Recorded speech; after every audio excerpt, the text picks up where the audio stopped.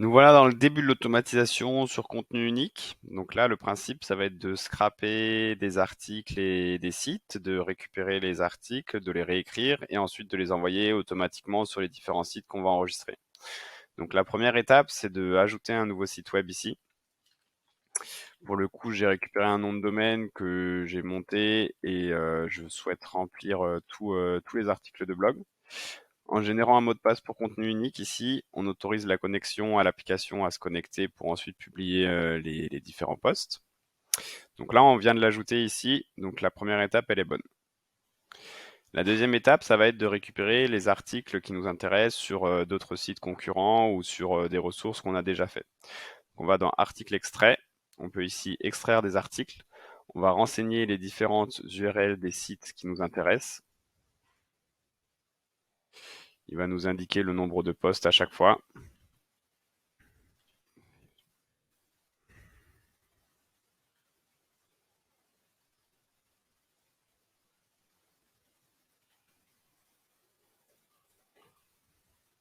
Celui-là n'était pas un WordPress.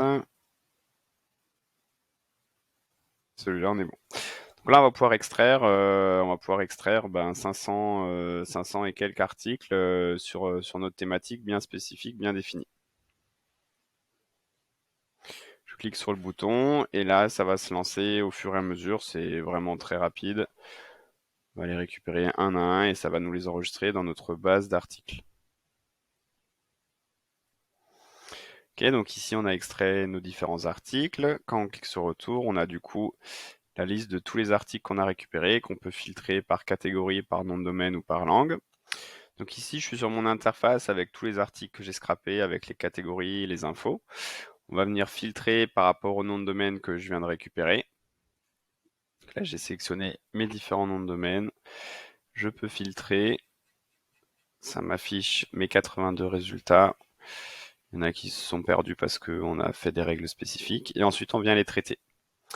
Donc quand on les traite, on voit ici les différents médias, on voit s'il y a une balise alt, les catégories, on peut cliquer ici pour voir le contenu pour potentiellement le modifier. Donc on voit que c'est relativement propre. Et ensuite, une fois qu'on a vérifié tout ça, on peut les supprimer après l'export et envoyer à la réécriture en masse.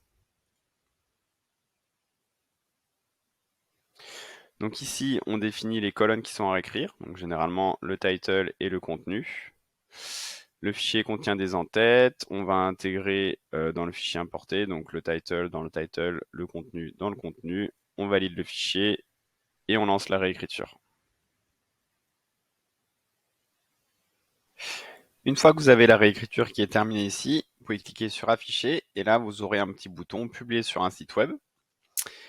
Vous venez charger le site que vous voulez. Ça pré-remplit déjà les informations avec le shortcode.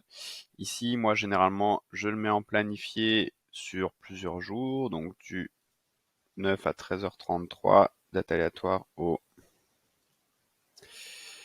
30, 13h33, comme ça la date et l'heure seront modifiées. Le média, vous pouvez ou choisir de reprendre la même image qu'il y avait sur l'article de base, ou alors de rechercher une image via la balise alt de l'image. Si vous mettez balise alt, utilisez Pixabay, ça va permettre de la rechercher directement. Ici, je sais que les images avaient du texte dessus et des choses comme ça, donc je vais faire ça même si je sais que tous les médias alt n'étaient pas ajoutés. Et ensuite, vous cliquez sur planifier. Ça va récupérer les données, sélectionner les médias. Ici, vous avez un petit récap de toutes les infos qui se passent. Voilà, ça charge.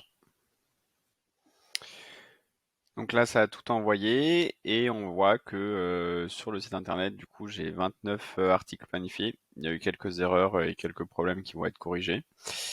Mais on voit qu'ils sont bien présents, que le contenu a été ajouté avec les titres, etc. Et tous les articles qui sont prêts à être publiés et qui vont se mettre au fur et à mesure, quoi. Donc voilà, ça c'était par rapport à la publication automatique. Donc sachant que là on est parti d'articles à scraper, mais on peut très bien mettre un Excel ou un CSV ici pour publier en masse. Et derrière on va rajouter des fonctionnalités pour toujours réduire la similarité, bien gérer les images et le plugin WordPress qui arrive avec du coup toute cette gestion-là directement sur votre site internet et pas mal de bonnes choses bien pratiques qui arrivent encore.